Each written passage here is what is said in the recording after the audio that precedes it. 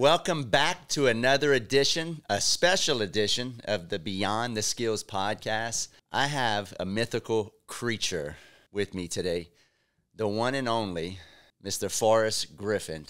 Thank you for having me, Chris. Excited to be here. Man, it was such a treat to have you around the past couple of days. We're in beautiful Destin, Florida. I said, what better place to do a podcast with Forrest Griffin in Destin, Florida, overlooking the beach. And, man, I'm just super excited for you to come and hang out, man. Yeah, I mean, I learned a lot. It was great. Connections, everything. So, yeah, I'm in. It was great. So, for the people, and there's probably not going to be very many people that don't know who you are, unless you're like two. Ask your dad. Actually, Dad, who is Forrest Griffin for my younger listeners? Let's see. I fought in the UFC. I won the belts in 2008. I was inducted to the Hall of Fame in 2013, and I've never been convicted of a felony. That's huge. Still got that streak running. Forrest, me and you, we were talking downstairs, because this podcast is called Beyond the Skills, but we talk about everything: business, real estate, politics, sex, drugs, rock and roll, you name it, right? We got a lot of funny stuff going on in the country. Shit, not just the country, the world, right? What is your overview right now from, because you're a little bit older than me. Yeah. How much has the world changed since? I'll dive into it. You were talking about what type of person goes into politics. And I was like, well, I wanted to go into politics at one point. I went to school for political science. I took the LSTAT to see if you can get into law school. I couldn't. It's really hard. And law school's miserable too. But I wanted to go into politics, and I thought I could change things and make things better, And then I think everybody thinks that when they're in their 20s. That's why people kind of go through that transition where they're kind of very liberal, democratic, and then honestly, life beats you up a little bit, and you see that, man, there's some flaws in the system, and I'm still like, don't get me wrong, I love America. I think the government's doing all right, but obviously it could be doing better. And I feel like there's no correction. Like, there's no correction. When they start to slide off course, there's no real way to correct it. It's just people arguing a lot. And, we see this happening, and, we see the cars driving off the cliff. Right. And ain't nobody's hitting the brakes. Nobody's turning the steering wheel. Nobody's turning the steering wheel because everybody's pulling on it because they can't make a decision. What really scares me, though, is this whole BRICS thing. The de-dollarization of the world. Yeah. Like other countries saying, realistically, and you can't blame them. They say, wait, you guys operate on $1 trillion deficit every year, and the only reason you get to do that is because you get to make the money, and the world has decided that your money is the best money. Because you can print money. That's crazy. And why would the rest of the world go along with that? That's right. It's a big Ponzi scheme. Well, right? Exactly. And, like every other Greece, Germany, when they start to go over budget, they have like an austerity period. Yep. We haven't done that. I don't want to get too far into it. But it's scary, though. Yeah. Because if you study here, it seemed as though you were a man of history. Because, all this, about the Weimar Republic of the 20s when Germany collapsed and they had to print money and you'd have the wheelbarrow full of money to go buy a loaf of bread. It's happening in Argentina again. Yep. They've already had the collapse of the peso. Now they're collapsing again, and they're like, maybe if we get on the dollar. Yeah. It's like, well, yeah, it'll help us if you get on the dollar, but I don't know if it's going to help Argentina because then you just won't be able to buy anything. But do you get this sense, and this is from me speaking, I got a sense of something ain't right the past couple of years. Yeah.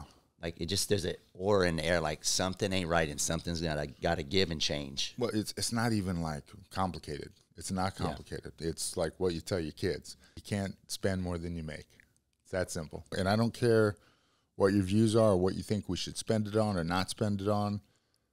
I'll tell you what you should spend. The fact is you just can't spend more than you take in. That's just, It's basic unless common you're the government sense. Or some like $1 billion, hedge fund or, that manages to buy a company, load that company up with debt, and then sell it for a profit, which I don't understand, but people are doing this. It's not. That's kind of what the government's gone to. Forrest, you said that, you said some stuff about them printing money, but they don't call it printing money. They call it quantitative easing. They use these fancy words, but it's just you're counterfeiting money. Yeah. Because if we do that, we go to jail. But the government does it, they just call it quantitative easing. Yeah. It's insanity. I'm not then they went to quantitative tightening, right? They're trying to basically kill the economy. There's too much money out there, and they realize that, but nobody wants to pull back. Nobody wants to stop spending. So, okay, so if the dollar dies, what happens? Well, then value becomes assets. What do you have that are hard assets? Real. Land, commodities? Like, what do you have? And I would even go one step further and say stock, equities in a company. Maybe not bonds, but like stock. If you own a share of a company, chances are, if that company doesn't go under, they will still operate. Yeah. It'll be a miserable system, but they'll still be producing goods and services, and they'll still be taking in money, and you still get a distribution of that. Yeah. So I'm not against owning stocks either. Now, from what I understand, there's only like 9 companies that hold the whole S&P 500 right. up. Well, so. I guess, and who owns those 9 companies? Vanguard, Blackwater, BlackRock, yeah, all those big old hedge funds. And I don't know, man, something ain't right. I watch these government officials. I have a pretty good bullshit meter, and to me, all politicians are a bunch of ugly actors. That's a good point. Fancy degrees, and they all went to the same Ivy League school, and they know such and such from such and such, so they can call somebody and get something done, you know. But it's just the sandbox they play in, you know. And that's why a lot of politicians that come in and say, well, we have to just change everything, whole cloth.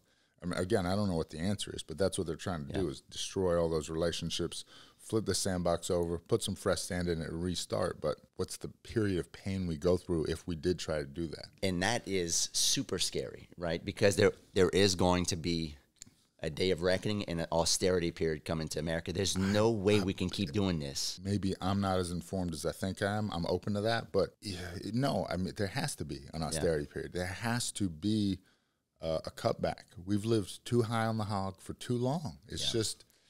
But you can't spend money you don't have, and if you make it up, everybody else is going to start pointing at you and say, "Hey, what the hell are y'all doing? Y'all just making the money up, and then we have to accept it. That we have to value our currency to yours." And they keep kicking the can. Each president just keeps kicking the can. There's no hard stop, and they kick it to the next president. Of course, because one, politics is kind of a mess. How you going to get something done? 2, do you really want to be the guy to say, "Hey, and go down in the history books, eat your vegetables, go to bed"? No, y'all got to bed at 9 o'clock. You lay in your bed awake. I don't care. 9 o'clock's your bedtime. You know, you really want to be that guy? No, because what happens? You won't get reelected. People won't fund you. The businesses won't fund you if you talk about cutting off the monetary supply, and they don't want that. Their job is to make money, and they're short-sighted, right? Yeah, they're short-sighted. Their job is to make as much money as possible. That's what companies do. Let's be realistic. Yeah, that's their mandate. You ought to know Mr. Forrest Griffin was actually had some learning this in economics, history. I didn't know all this about you, but I mean, you started talking to me downstairs. I'm like, hold on, I love this stuff. I love talking about, politics, history, and if you know history, you can kind of predict the future because there's no way this has happened before in other countries, and we can watch that we're going down that road and we can predict. Well, I was listening to somebody really smart. I think they were an economist, and I'm bad with names, faces, dates, and other forms of information. But they were saying the scary thing is this hasn't ever happened before. This unique situation, right? There's so many things going on.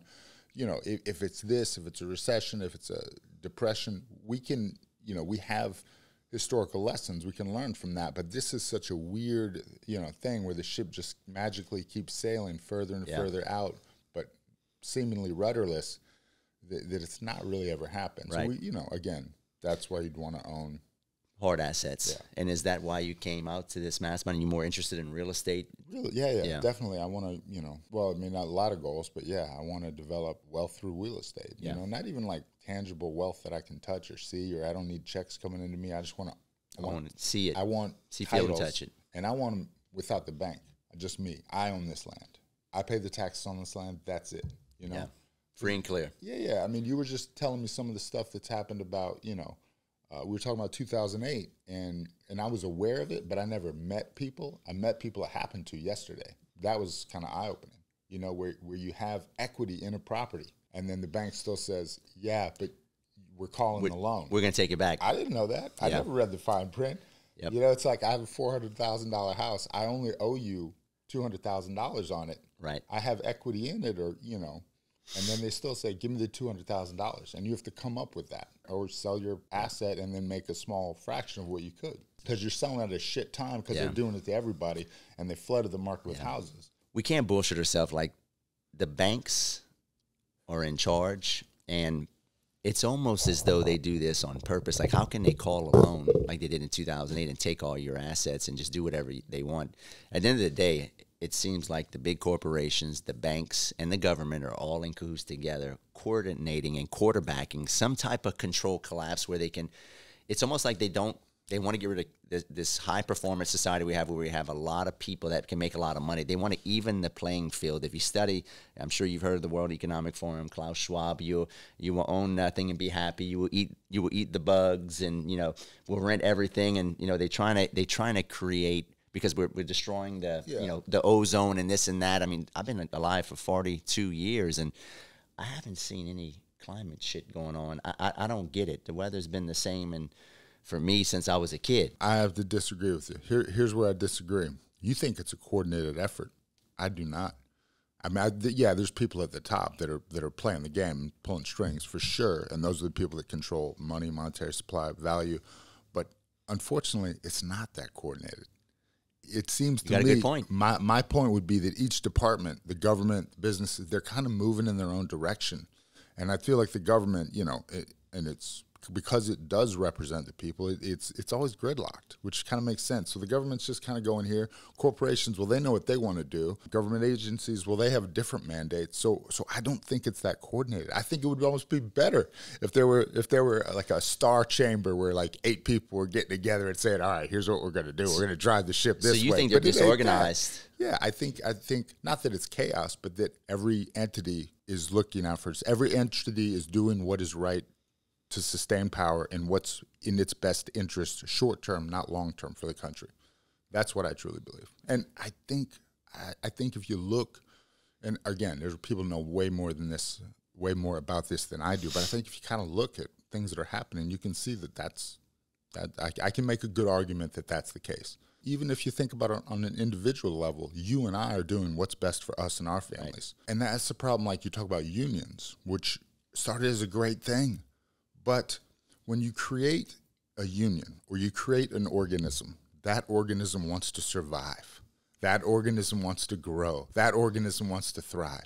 And so then the union begins to grow, and it's not actually helping the people that it was meant to help in the beginning, because it's so big and bloated that it needs to survive. And that's the thing. You grow or die, right? That's what you talk about in business. Somebody mentioned that. That's kind of what I see happening with unions, with the government.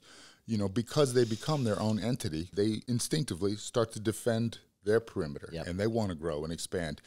And they kind of forget that the core philosophies of why they were started and who they were trying to help in the beginning. So I want to, kind of pivot here. I like to talk about politics because I think if you put your head in the sand, especially if you're a young entrepreneur, you got to understand geopolitics. You need to understand politics because you can get a left hook to the cheek and get knocked out in business. So when it's the shot you don't see coming that gets you. Yes. It doesn't have to be the hardest shot, but if you don't see it and it catches you off guard, that's the one that's going to touch you down. That's exactly right. And as I was saying, too, it's the things you think you know that you don't know that'll end up, you got to know that you don't know a damn thing, right?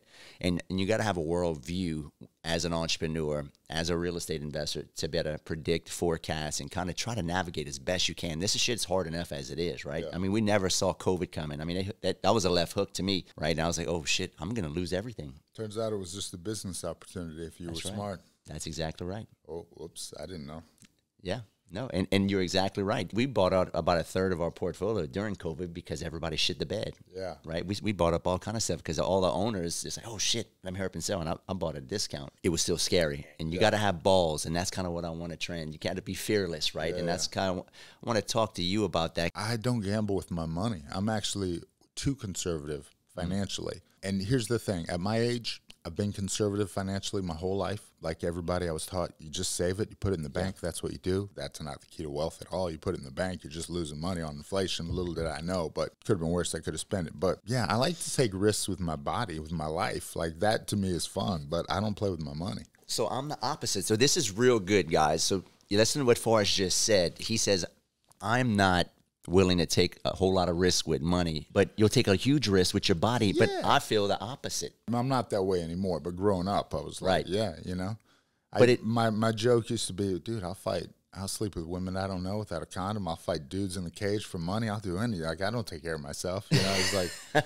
I'm an idiot out here. But, when you get money, for me, and I heard a lot of speakers talk about this, look, I can't be broke again. Yeah. I don't have it in me. Yeah. The way I made money is not something I can do anymore physically. Yeah. We've all been poor, and that's great that we've been poor, but I can't go back. Yeah. So the money I have has to last me and my family. What were some of the takeaways that you got from the mastermind speaking event? Listen to me speak, listen to other people speak. What were some of the big takeaways? Well, one of them was like kind of the way real estate companies are structured. You know, just like truly understand the difference between syndications and partnerships, which I thought I knew, but I didn't actually know. You know, I listened to the podcast, but you know, and then, you know, one of the things I found interesting was just the trends. Like, what are the metrics you're looking at, and where do you find these metrics to buy properties? You know, what are the biggest employers doing? What's their stock doing? What are they doing? Hiring and firing locally? What are the movement patterns? Yeah. How, when you find these migration patterns, how accurate and up to date are they? What sources are you checking them on? It's simple, but not easy. Yes. Right? You know, like making money in real estate can be simple, but it's not going to be easy. And yes, there have been lawyers involved with it, so it seems a little complicated when you're like, well, I got this trust and this feeds into that. Forrest, like, man, fighting is simple, but it ain't easy either. Yeah. Hit him more than he hits you. That's right. Get him to give up before you do. Yeah. There's a lot of correlations between, you know, business, real estate, and what you do. And that's why we had you come talk on mindset. By the way, everybody loved you. I had so much good feedback. People texting me. Awesome. But, you know, for a younger audience. I had a good night. You had a good time? No, you never know. Yeah. Yeah, that's great, man. You know, for the younger audience, my demographic is about 25 to probably 45, all interested in real estate, all interested in entrepreneurship, all interested in high-level performance, you know, people. And you are a high-performance individual, even though you may not be, you know, in real estate or into entrepreneurship. You're a high-performance individual in your space, right? Yeah. You're freaking one of the GOATs in your space. Knowing what you know now, you got a 25-year-old kid here. What would you tell your 20 or 25-year-old self, knowing what you know now? What kind of value could you give them? For me, I would just think about like bettering yourself, personal development. Yeah, a lot of personal development. So I'm a little different than you. For me, I think of like, you know what develops me is like I've gone back to school and taken some business courses.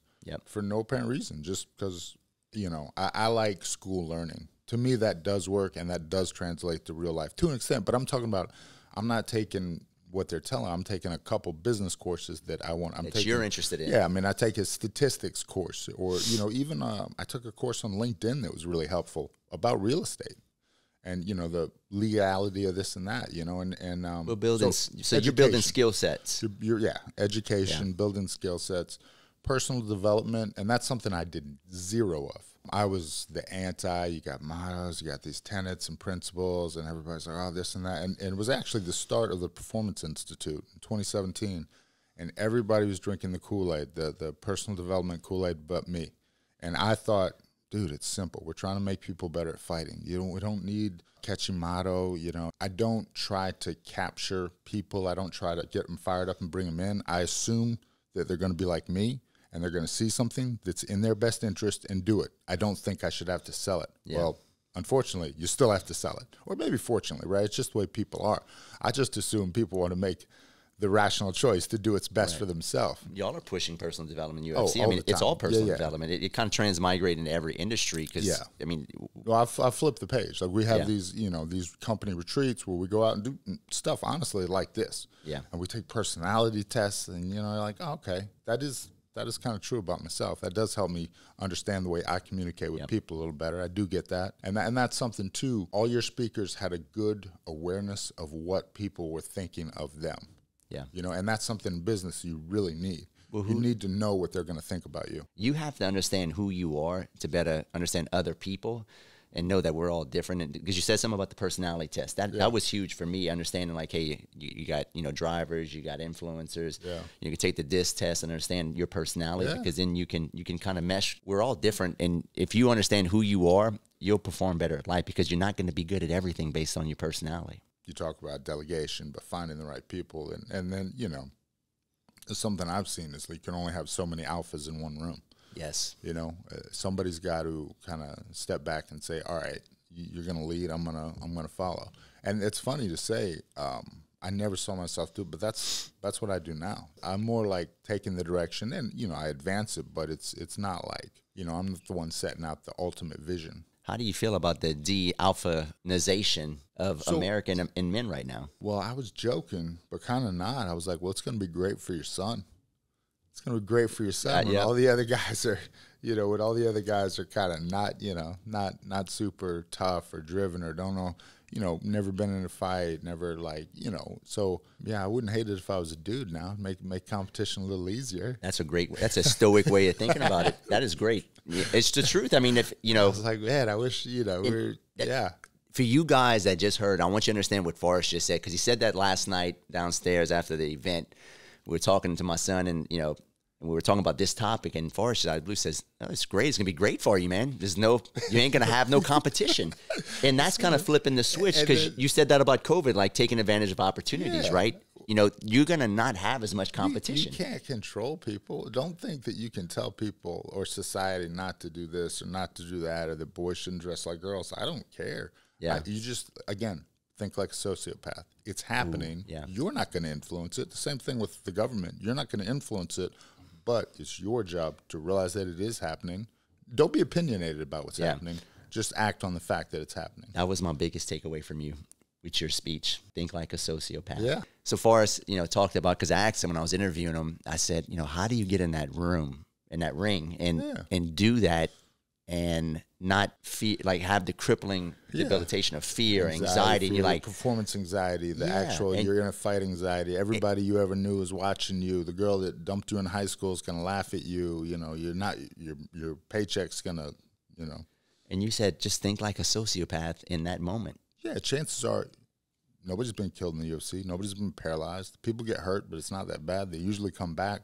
I mean, just statistically, chances aren't that bad. You're still going to make the money. You might not make as much as you could have, but, you know, statistically, you'll probably fight again.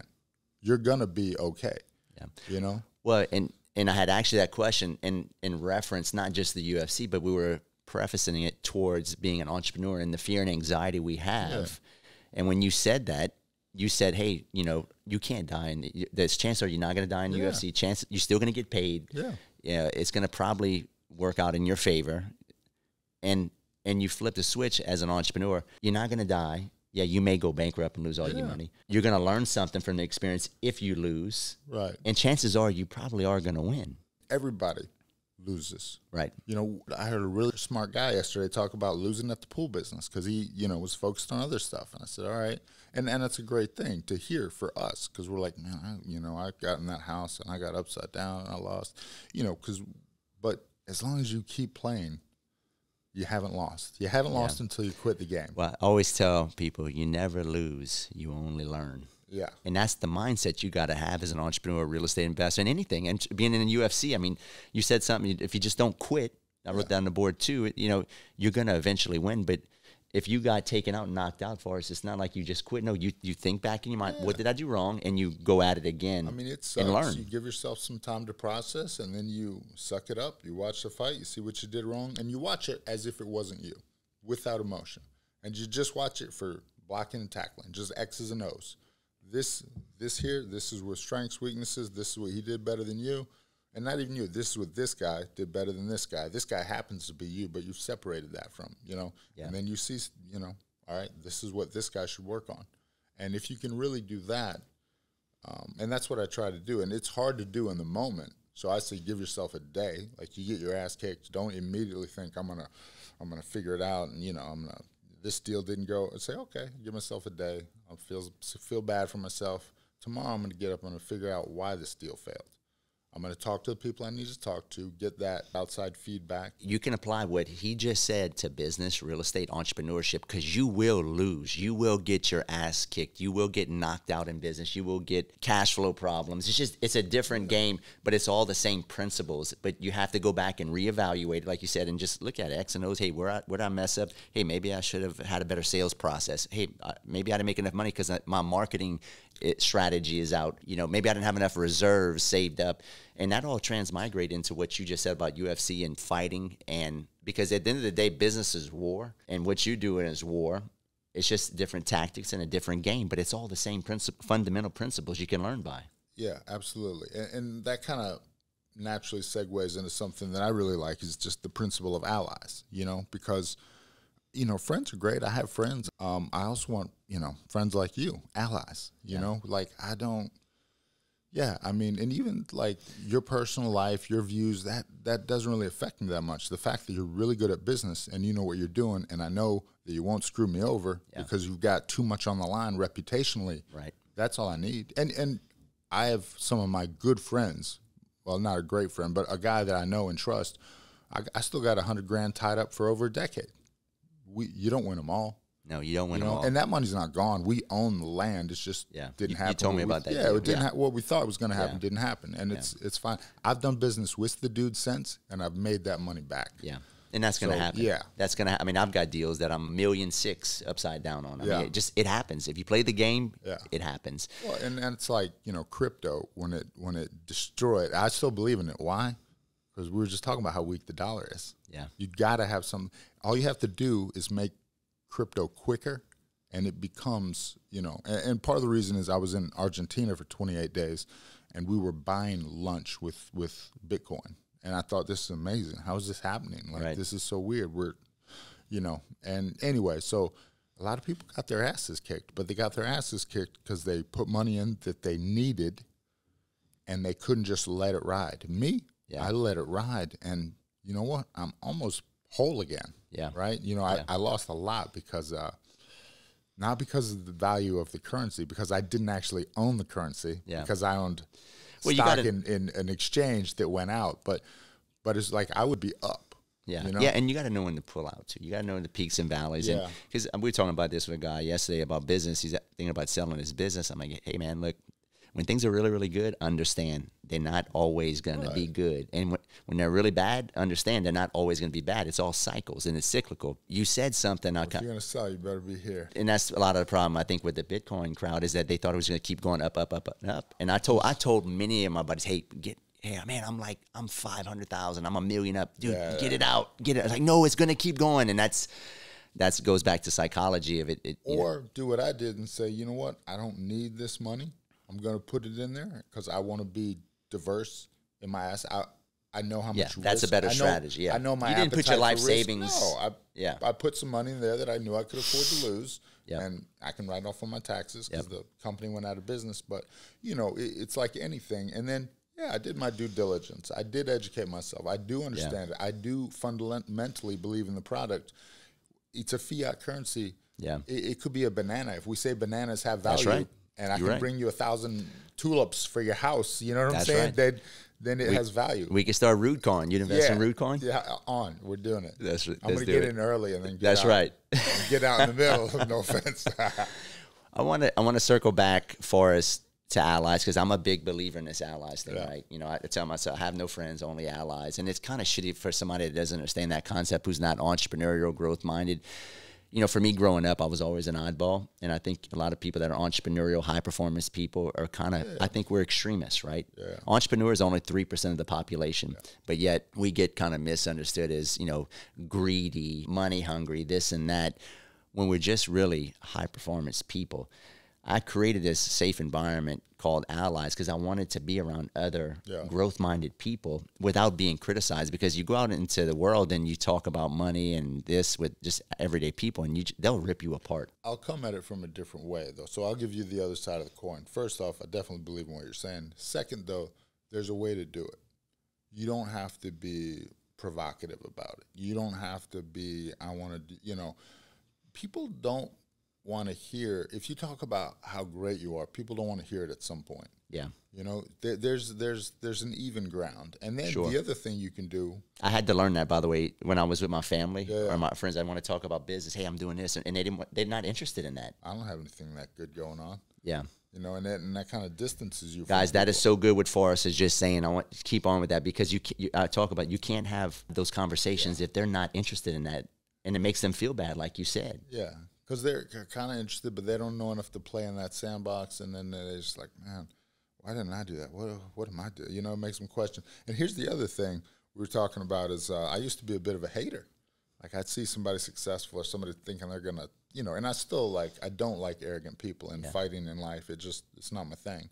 I like the Dustin Poiriers of the world. Like I'm going to get out there, I'm going to grind, I'm going to do my thing. It is what it is. And, there's nothing wrong with being confident you're going to win, but it's how you handle yourself. Anyway. When I was poor and had nothing, or when I was young, didn't have much, I was a hater. I said, this guy's making it, that guy's making it. Even people you like, you see them make it, and you kind of feel like, I shouldn't feel this way, but I do. And then when I had some success of my own, it really did help me appreciate. It helped me be less competitive when other people had success because we're all competing. Absolutely. You know, the people in that room are allies, but they're competing. But there's a healthy competition. Yes. It's fun. It's like, oh man, Chris got this deal for $2 million. I'm gonna get a deal for $3 million. You know, it's that kind of thing because you do have some success. When you're starting here and you see Chris Rood up here, it's like, oh, heck with that guy. Yeah. You know, and so that's the thing I would tell young people is that like don't hate on people's success.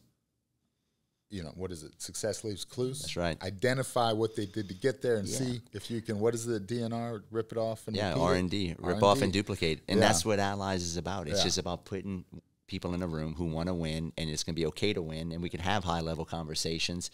Because whoever you hang around with, you're gonna mimic. Like if I hang around with Forrest long enough, I'm gonna start acting like you, and you're gonna start acting like me. So I want to be around winners. I want to be around people that are just crushing life, and that's what Allies is about. That rule of the 5 people you're around the most, it's 100% true. Yeah, you know, and it's why we're so careful with who our kids hang out with. Yes, because those are relationships that teach your kid too how to have that relationship and what a friendship should be, and so those are important. Yeah. What does an ally mean to you, Forrest? It's people moving in the same direction that want to help you, that would ask for your help, and that are willing to help you when they have something to offer. Yeah. And that's it. When I kind of approached you or when we started talking, I thought to myself that one of the first things I thought is, okay, what value can I bring to Chris? What can I do that's going to help him and help his brand so I can make him want to help me in my real estate journey? And, that's why I'm here, right? I love that. So listen, I pick up on things. If you didn't pick up what he just said, when you get older, young men, young entrepreneurs, real estate investors, you have to trade value. Yeah. As you get, when you're younger, you're like, I want to be around the cool kids because they're funny. I want to be around this person because they make me laugh or they're cool. When you grow up and you become a man, you start having different conversations. And you have like, hey, how can I bring, because you said something, how can I bring value to Chris? And I'm the same way, how can I bring value to Forrest? And that's how you got to think as you get older, because it's a fair exchange, right? Yeah. I mean, look, we're not monetizing friendships and relationships, or maybe we are, but we're doing it knowing what we're doing. Yes. As opposed to, just expecting your buddy to buy you a drink. Because, it's like, it's almost better, I think, if you're just more transparent.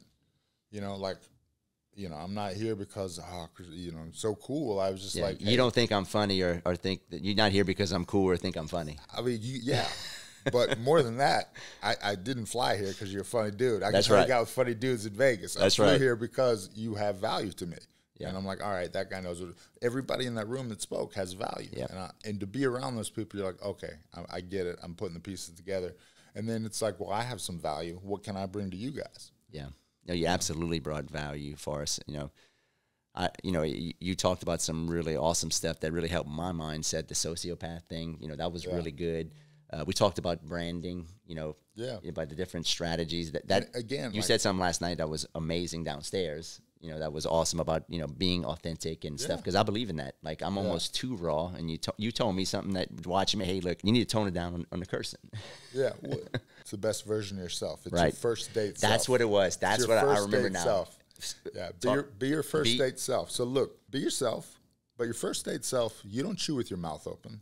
When you were dating your wife, you didn't fart in front of her. Right. Be that Chris Rood, and that's kind of what I remember. All right, when me and Jamie were dating, this is how I behave. I was polite. I opened doors. I wasn't going to fart in front of her. Excuse me for a second. Come back. I chewed. I ate my food slow. I didn't shovel it in my face. And also too, that's just a better way to live. Absolutely. Honestly, it's like, oh, you're faking it all the time. You're not faking it all the time. You're being the best version of yourself. Yeah. Now look, some people are faking it all the time. Like if I wore nice clothes all the time, that would be weird. That's not me. That's not authentically me. Hey, Forrest, let's wear clean clothes. I know it sounds funny, but like, Forrest, don't wear your dirty clothes again. Like, wear clean clothes. Yeah. So I would travel. I would never bring enough clothes. Yeah. So I ended up wearing dirty clothes the last day. So good. So it's like, that's not how you're going to impress your wife. And that was what I took away from you, right? I believe every man over here has got something. And that was the biggest takeaway that gave me a lot of value. When you told me that, I was like, dude, that's so true. You know, and I had to self-analyze, right? Yeah. So, man, it was awesome hanging out with you. I had an amazing time with you. I love how genuinely real you are, because I can relate to that, because I like to just be who you are. For you guys that watch this, go follow Forrest. If you're a young guy, go follow Forrest. Go watch his Stephan Bonner fight. It's the most legendary fight in all of UFC. If you don't know, if you're maybe 20 years old and too young, watch that. Go follow him. I'm humbled that you came. I'm eternally grateful for you doing this for us. It was just an awesome, whatever I can do for you to help you with your real estate journey, you know. Yeah, I mean, you already have, right? So awesome. Yeah, we're already on the right path. All right, guys, we're going to wrap it up. I really appreciate you guys on here. You know, give us a like, give us a subscribe, give us a comment. If you don't like it, if I said something that offended you, hey, I'm a big boy. Forrest can handle it too. But I appreciate you guys watching. Follow me at Chris Rood Entrepreneur on Facebook, Real Estate Rood on Instagram. Forrest, where can they follow you at? Instagram at Forrest Griffin, Facebook at Forrest Griffin, Twitter at Forrest Griffin or X, whatever. You know, me, I don't post that much, but I go for quality when I do post. Yeah. Make sure you go watch the Stephan Bonner fight with him. If you don't know who Forrest is, watch that fight, the most legendary fight in all of UFC. Appreciate you guys. Stay tuned for the next podcast of Beyond the Skills, and keep skilling up at chrisrood.com.